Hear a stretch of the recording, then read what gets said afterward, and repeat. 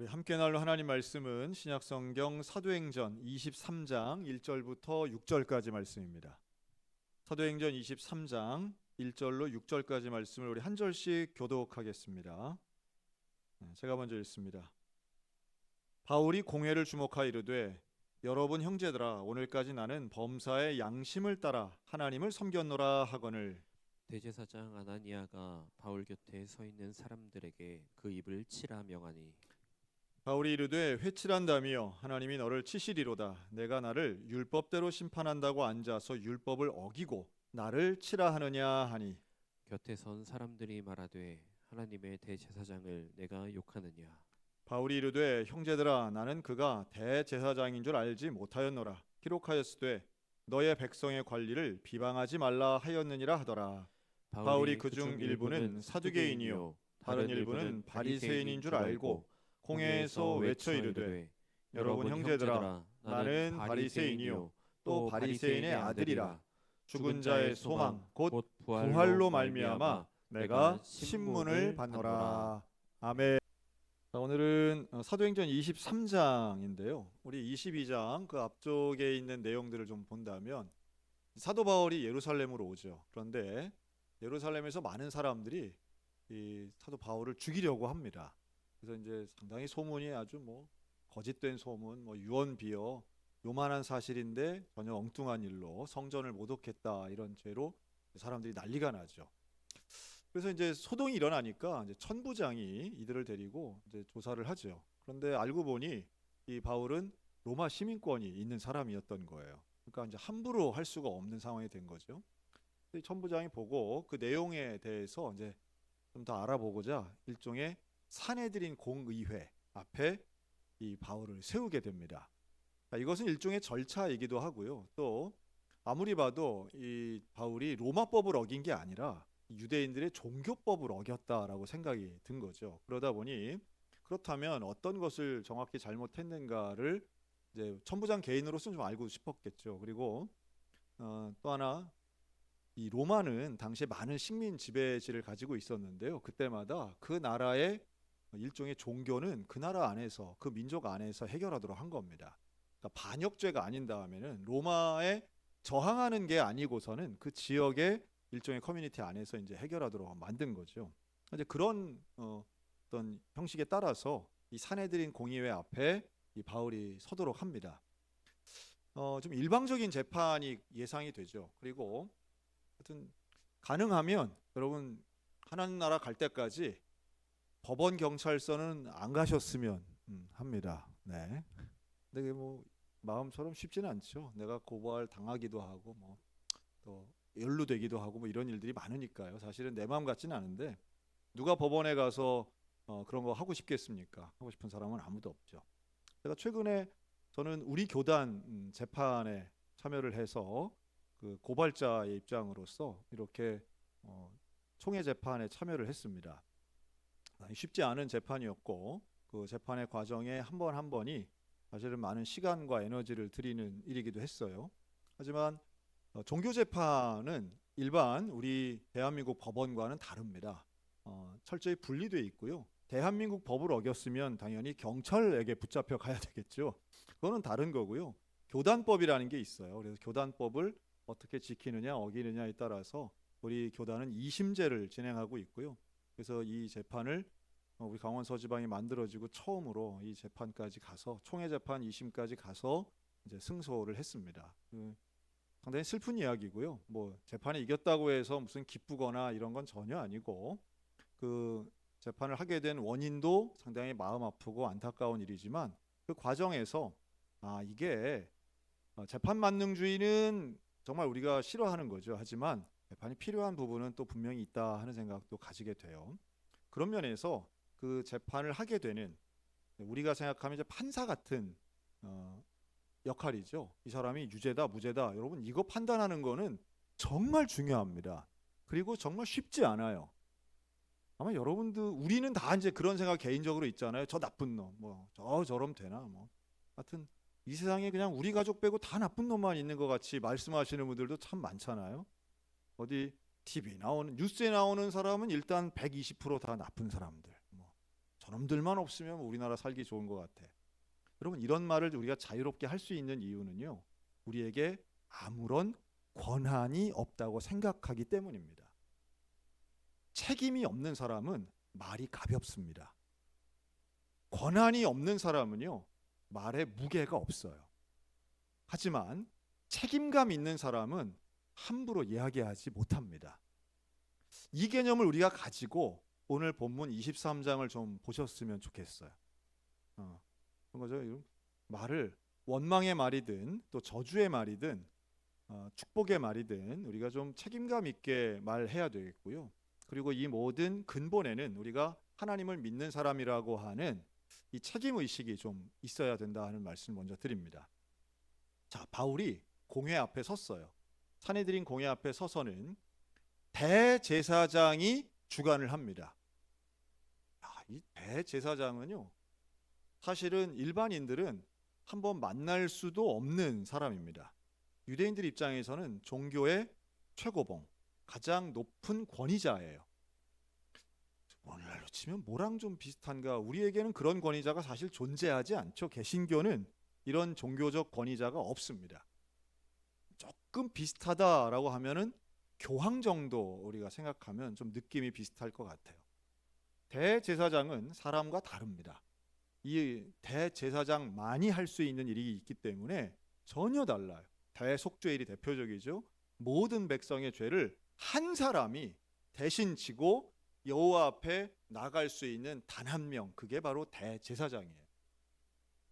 그러니까 이 대제사장이 말을 한다는 거는 곧 하나님 말씀이고 그냥 모세의 말이고 이런 거예요. 근데 이 공회 앞에 대제사장이 섰어요. 이름도 나오죠. 아나니아. 이 아나니아라고 하는 대제사장이 사실 우리가 아는 동명이인이 또 있긴 한데요. 그 사람 다른 사람입니다. 그래서 이때의 이 대제사장은 상당히 좀 이때 당시에 이제 유대교니까요, 부패하고 타락한 종교이죠. 그리고 그는 상당히 정치적인 사람이었습니다. 당연히 이 로마 정부와 긴밀한 사이였다라고 이제 볼 수 있겠어요. 그런데 그들 앞에 서 있는 바울의 모습은 상당히 당당합니다. 거기 있는 대부분의 사람들은 바울을 미워하고 정죄하려고 하는 거예요.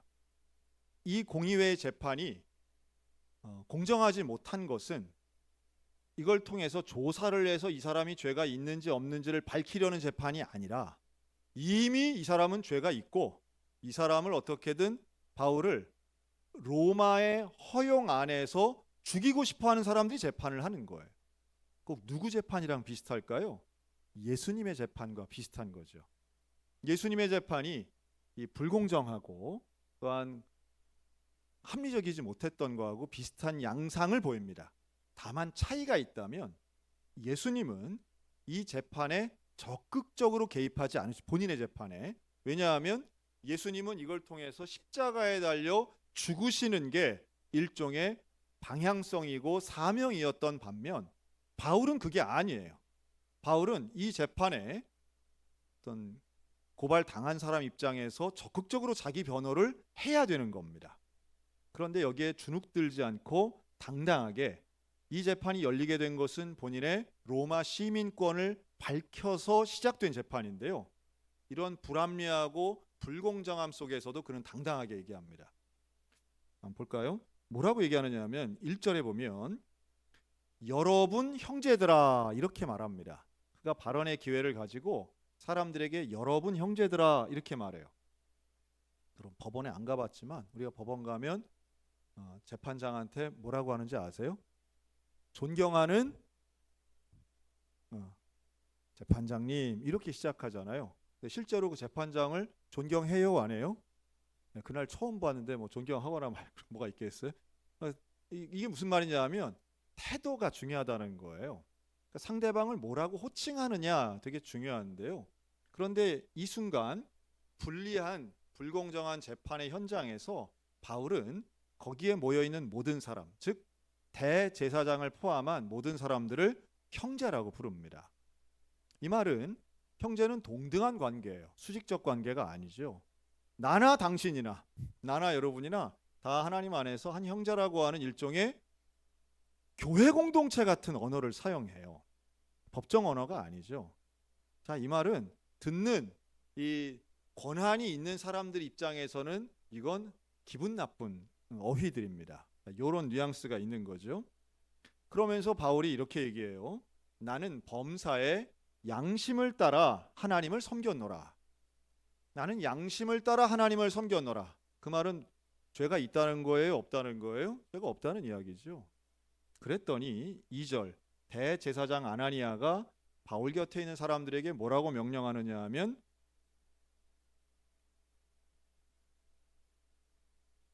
제가 멈추는 것은 눈을 뜨시라는 뜻이에요.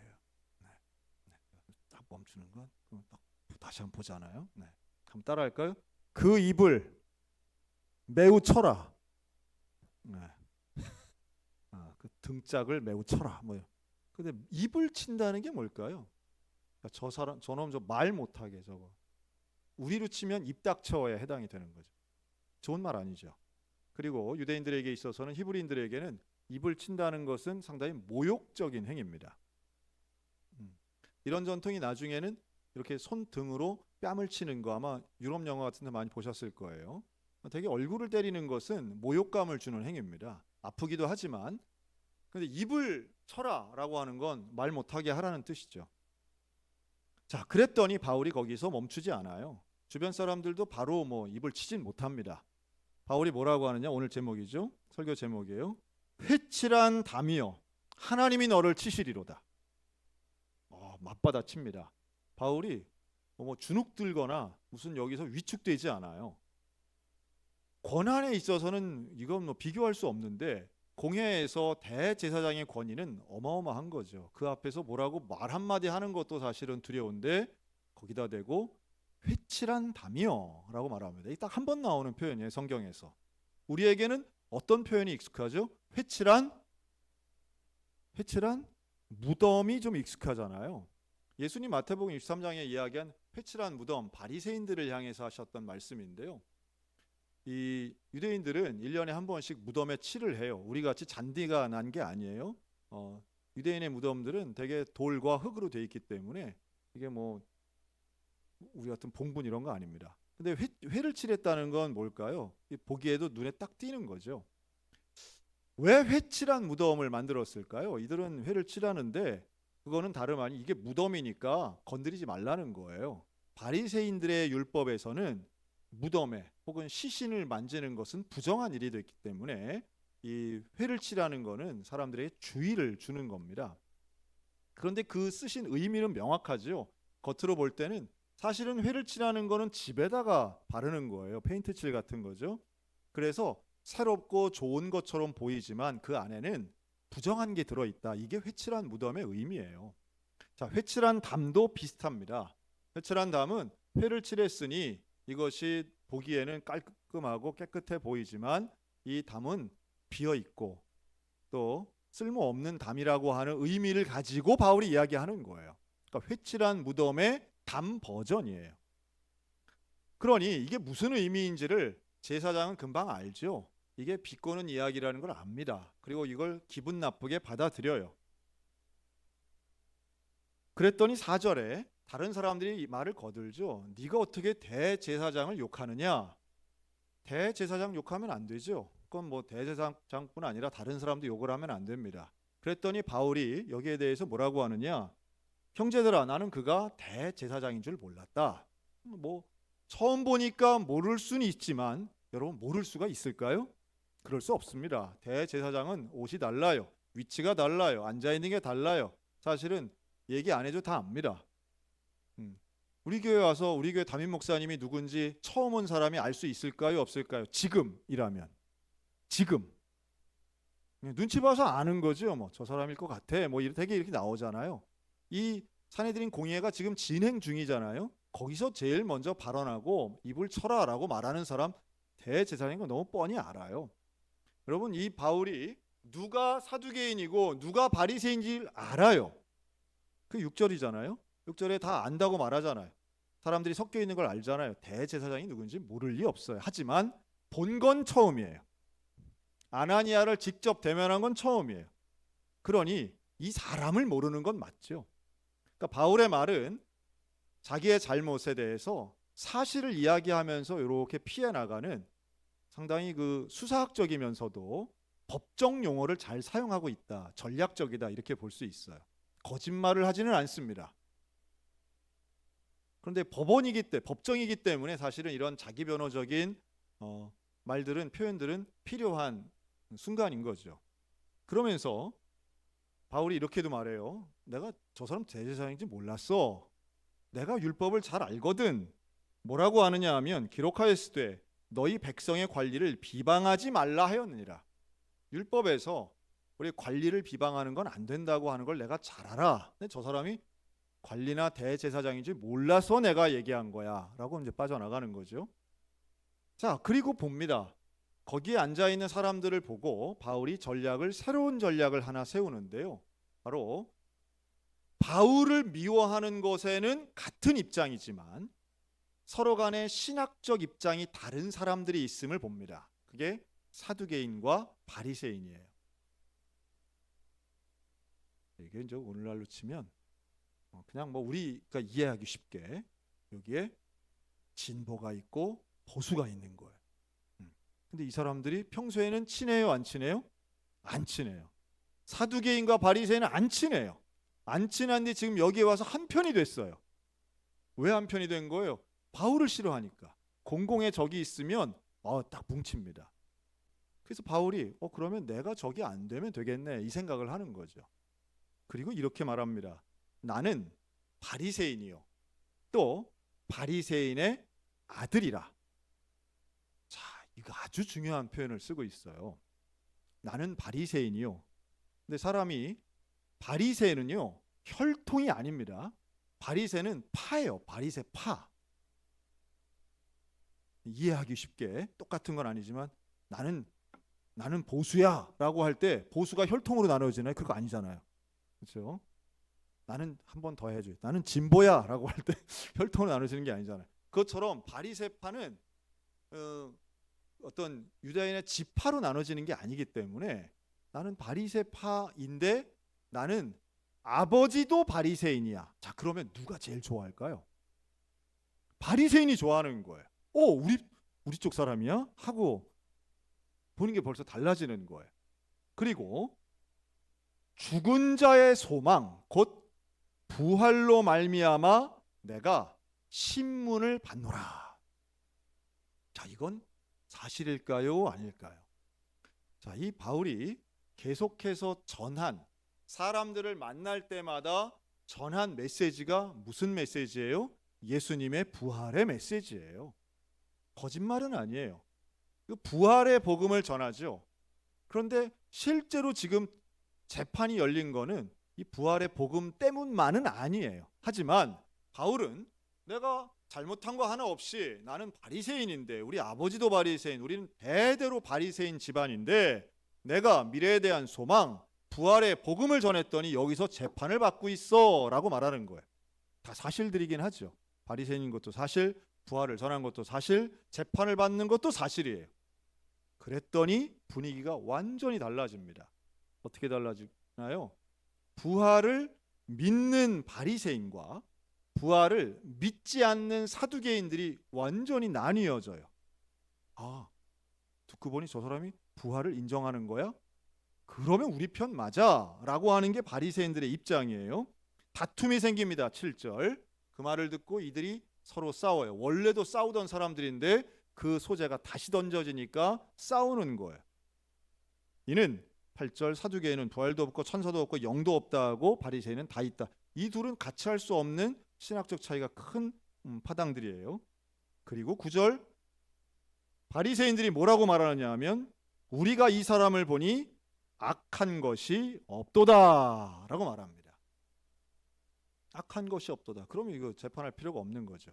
그러니 바리새인과 사두개인이 서로 싸우면서 재판은 슬그머니 사라지고 본질은 사라지고 이 둘이 다투면서 큰 소동이 납니다. 그랬더니 천부장이 야 이거 큰일 났다. 소동이 나고 큰 소리가 나니까 바울 데리고 슬며시 빠지는 게 오늘 이 23장의 내용이에요. 자, 여러분 이 재판을 보면서 우리 어떤 게 좀 느껴지나요? 여러분 복음을 증거하면서 얼마든지 억울한 일, 또 속상한 일, 답답한 일을 당할 수 있습니다. 그렇죠? 그런데 나를 미워하고 복음의 반대편에 서 있고 하나님의 반대편에 서 있는 사람들의 공격을 받는 것, 억울하지만 때로는 감내해야 될 때도 있고요. 하지만 오늘 바울이 보여주고 있는 태도는 두 가지인데요. 하나는 당당함이고요. 또 하나는 전문적인 기술력이에요. 그는 지혜가 있어요. 그러니까 용기와 지혜가 함께 있는 거죠. 오늘날 우리가 좀 언어로 한다면 유능함이 있었던 거예요. 바울은 그냥 용기만 있는 사람이 결코 아닙니다. 그에게는 토론을 할 수 있는 전문 지식, 그리고 사두개인이나 바리새인들, 지금 내 앞에 있는 사람들이 어떤 생각을 하고 있는지에 대한 상황 파악, 이런 역량과 능력이 있었던 사람이죠. 그래서 이 위기를 합법적이면서도 아주 지혜롭게 위기를 넘기면서 자기 자신은 위기에서 탈출하고 사람들이 스스로 본인들이 얼마나 잘못된 사람들인가를 마치 보여주는 것처럼 악인들끼리 싸우도록 만드는, 그러니까 복음의 원수들끼리 싸우도록 만드는 이런 형국이 되게 됩니다. 선한 방법으로 악한 꾀를 이겨내는 이 바울의 모습을 보면서 우리는 하나님 편에 서서 하나님의 사역을 하면서도 여전히 준비하고 역량을 키우고 실력을 키우는 일도 필요하겠다 하는 생각이 들어요. 그리고 또 하나, 여러분 주눅들지 마시기 바랍니다. 하나님 앞에서 쓰임받는 우리들은 굳이 원수 앞에서 거짓말을 하거나 또는 다른 말 할 필요는 없다고 생각이 들어요. 하지만 또 하나 중요한 게 있어요. 저나 여러분이나 회칠한 담 같은 존재가 되어서는 안 된다는 겁니다. 대제사장이라 할지라도 이런 회칠한 담, 겉으로 보기엔 그럴듯한데 실제 그 속에는 하나님의 뜻을 전혀 알지 못하고 거짓된 모습이 있다면 이게 회칠한 담의 모습이죠. 저 같은 목사가 딱 여기에 가장 사실은 경계해야 될 상황이고요.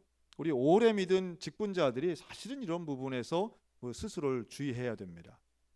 저는 교회 안에서 분란이 있고 문제가 있을 때 소위 말하는 양비론 있잖아요. 둘 다 잘못했어. 이런 거는 조금 무책임하다고 보고요. 조금이라도 주의 깊게 봐서 51대 49라도 좀 우리가 좀 밝히는 게 좀 필요하지 않나 보이는데, 그때 제가 쓰는 주요한 방법 하나가 있습니다. 두 사람이 갈등 관계, 싸울 때 문제가 있거나 어긋남이 있을 때 누가 더 잘못한 부분이 있을까라고 할 때 일단 잘 모르잖아요, 처음에. 그럼 그때 화내는 사람이 조금 더 잘못할 가능성이 많다는 것을 기억하셨으면 좋겠어요. 발끈하는 분들 있죠, 버럭하는 분들 있잖아요. 이거 조금 내려놓으시기를 권면합니다. 이게 화를 너무 감정에 치우치면요, 결국은 옳고 그름이나 분별력은 그 가운데에서 사라지거나 혹은 아주 진짜 중요한 것은 잊혀지기 쉬워요. 입을 때리라고 하든가 이렇게 어떤 폭행을 주도하든가 폭언을 하는 상황은 물론 이제 다 그런 건 아니겠지만 대부분의 경우 감정을 앞세운다면 옳고 그름을 판단하기는 참 쉽지 않다는 말씀을 드립니다. 그리고 또 하나, 이 회칠한 담에 대한 우리가 또 하나를 생각해 보면 이런 것도 있어요. 이제 이건 공교회성에 대한 문제인데요. 교회가 잘못했던 점들이죠.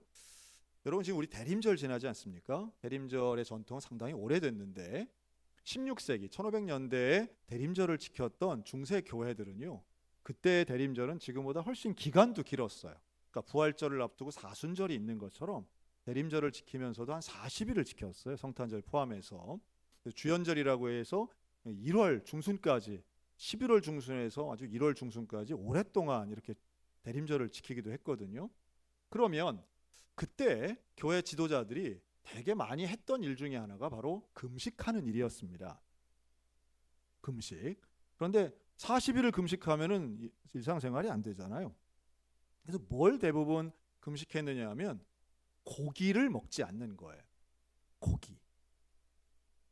그러니까 이건 사실은 귀족들에게 대부분 해당이 되겠죠. 왜냐하면 일반 백성들은 고기를 그렇게 쉽게 먹을 때가 아니었으니까요.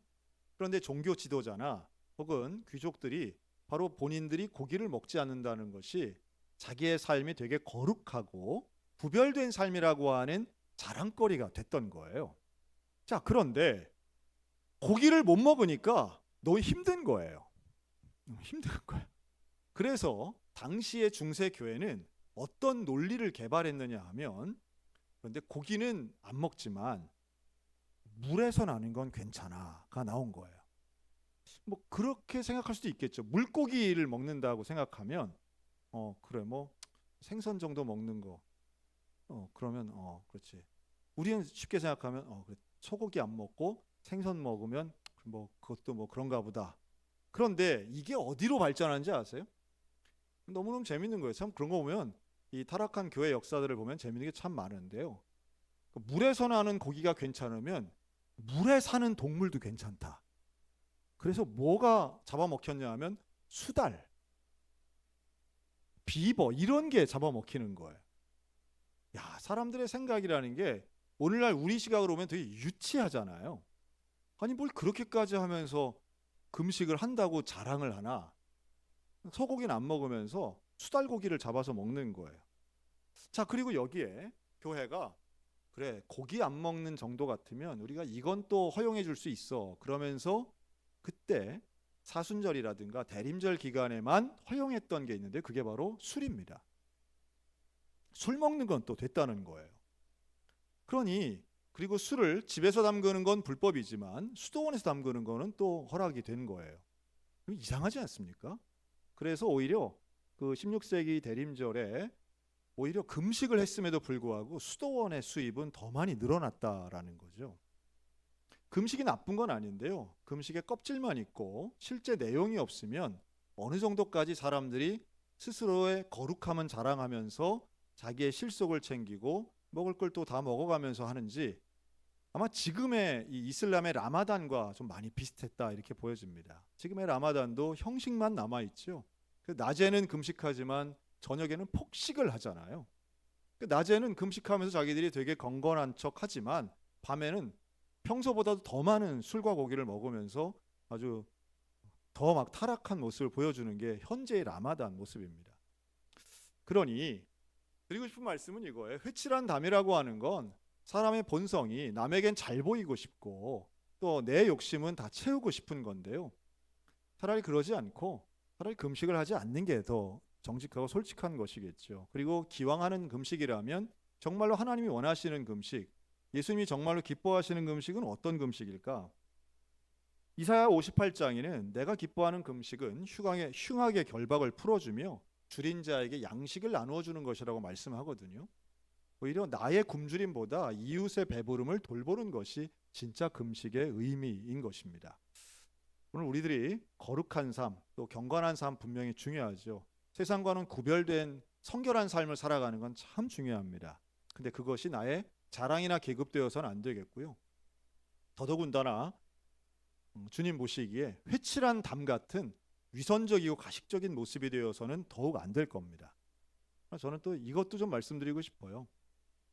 솔직한 게 다 좋은 건 아닙니다. 네, 솔직하다고 해서 나는 당신이 싫어요. 뭐 이런 말 한다고 해서 그게 좋은 걸까요? 또 그건 아니죠. 우리는 속사람도 정말 하나님이 원하시는 온전한 사람이 되기 위해서 나 자신을 처복종시키고 하나님 앞에 날마다 회개하며 새롭게 나아가야 할 것이고요. 오히려 남을 판단하는 것을 좀 절제하고 남 판단하는 것이 아니라 나를 회개하는 데에 우리의 깨어있는 영성이 발휘되었으면 좋겠습니다. 우리 남을 향해서는 맨날 우리는 회칠한 담처럼 그렇다고 비난하면서 정작 나 자신은 가식적인 모습이 얼마나 많은가. 소위 말해 내로남불이죠. 남들 욕하는 거에 나 하나도 보태지 말고요. 우리 스스로 나 자신을 돌아보며 스스로를 겸비하여 하나님 앞에 쓰임받는 이 시대에 당당하면서도 유능하고 그러면서도 구별되고 거룩한 주의 도구들 다 되시기를 우리 주님의 이름으로 축원합니다. 아멘. 기도하겠습니다.